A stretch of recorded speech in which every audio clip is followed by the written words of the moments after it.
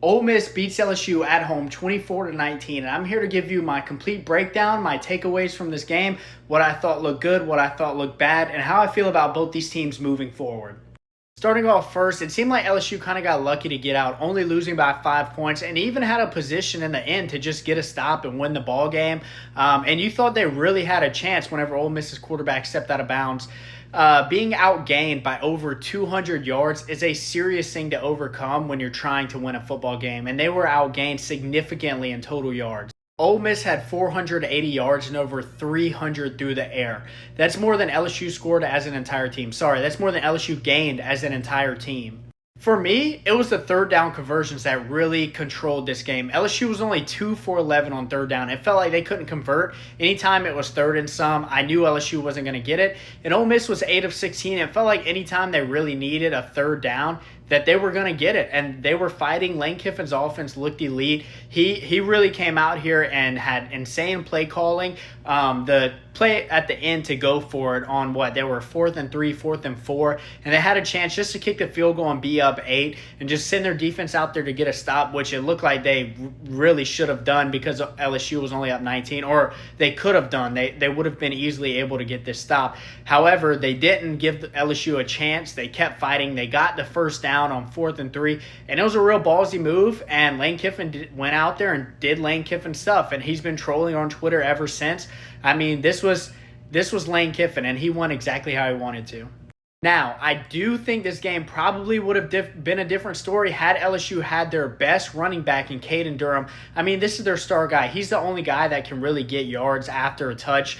And Caden Durham, he's that guy. I mean, he's very, very talented. And LSU's run offense looked like they had nothing, which made it very hard for Nussmeier to get the pass offense going. But not only were they missing their star running back, they were missing their best receiver. Aaron Anderson was out the entire game. It's very hard to win a football game, and it's very hard to get your offense rolling when you're missing your lead running back and best receiver. I mean, that's just very difficult. It was very difficult for Nuss. It was a hard situation to be in to go out there and win this football game.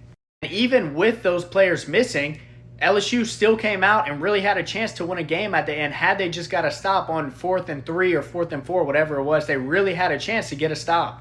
So I've been seeing so many people panicking on LSU's offense, saying LSU's offense is cooked, and I don't necessarily feel that way. Do they have a top 10 offense? Do they have a top 20 offense? No, they don't. It's not a great offense.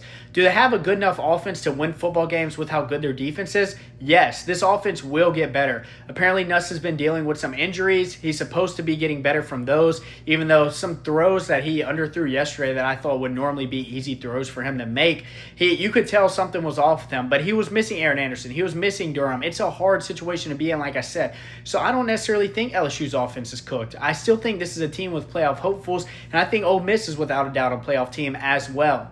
Both of these teams are very good football teams. The offensive play calling has to be better moving forward, and just offensive efficiency. Nuss has to look better. The run game has to look better for LSU if they want to compete moving forward. But I do expect that to get better when they bring Caden Durham back. I mean, Caden Durham was a guy last year as a true freshman who was unbelievable and has started off his sophomore campaign looking very good.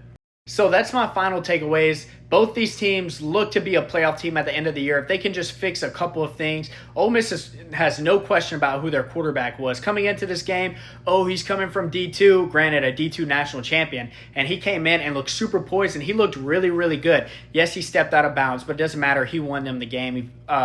So I think Ole Miss has a good team. They got a couple things to fix, but same thing, I think LSU has a good team. Caden Durham and Aaron Anderson play yesterday, and I think it is a different ball game. So I'm not really writing LSU's team out like everybody else is.